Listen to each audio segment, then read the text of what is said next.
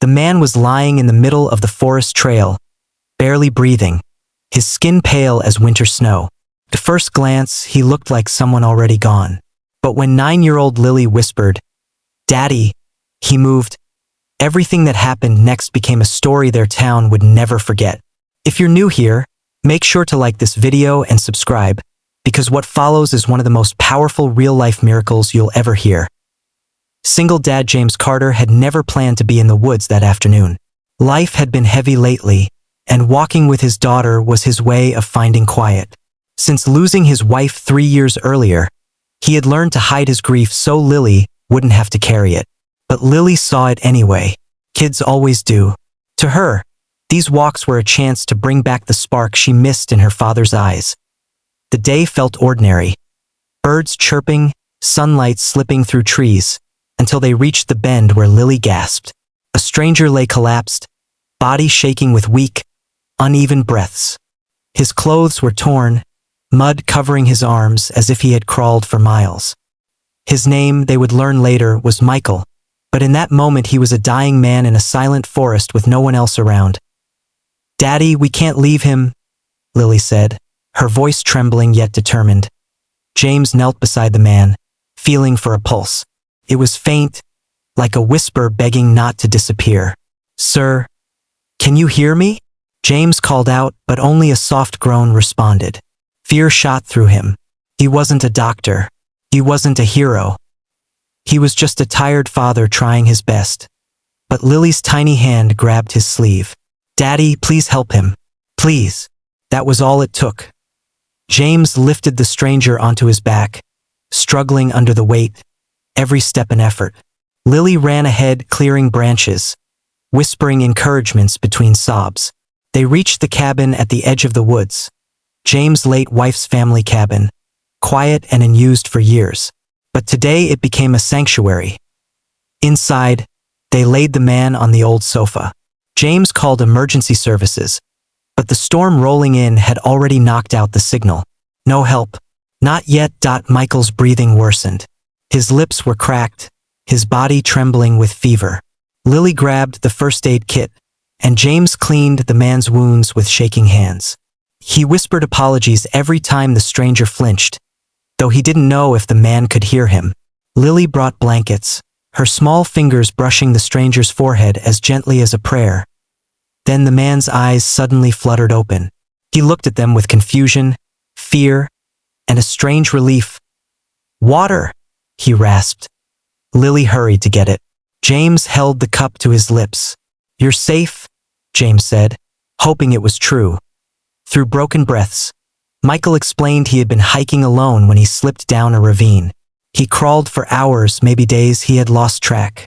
He thought he was going to die there among the trees. But he didn't, because Lily saw him, because James listened to her. The storm outside raged through the night while James stayed awake tending to Michael's fever, changing soaked cloths, checking his pulse, whispering encouragement.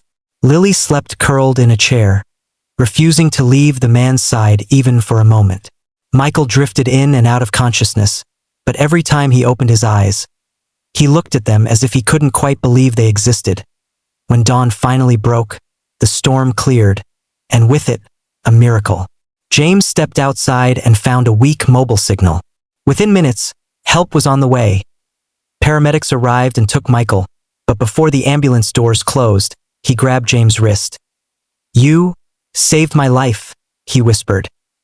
"Thank my daughter," James said, nodding toward Lily, who waved shyly. Michael looked at her with tears in his eyes. "Then thank you, little angel." Months passed. Life went on. But something had changed inside James. Helping Michael had brought back something he thought he lost. A purpose, a strength, a reminder that even small acts can pull someone back from darkness. He started smiling more, talking more, living more. And Lily noticed. One sunny afternoon, a car pulled up outside their small home. Michael stepped out, healthy, strong, holding flowers in one hand and a mysterious envelope in the other. Lily ran to him with a squeal, and he lifted her easily. James stood there stunned. You look great." "I am," Michael smiled.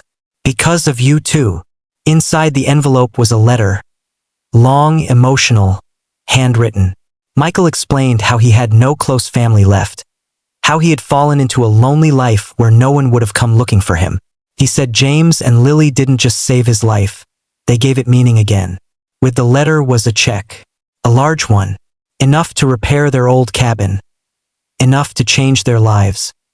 James tried to refuse it. Michael insisted. This isn't payment, Michael said softly. This is gratitude for giving me a second chance. But the most stunning part wasn't the money. It was what Michael asked at the end. I know I'm a stranger, but if it's all right with you, I'd like to be in your lives. Lily calls me her almost uncle at the hospital. I'd like to earn the real title. Silence. Then Lily grinned. He tells funny jokes, Daddy. James laughed. Really laughed. For the first time in years. Then I guess. We'd love to have you in the family.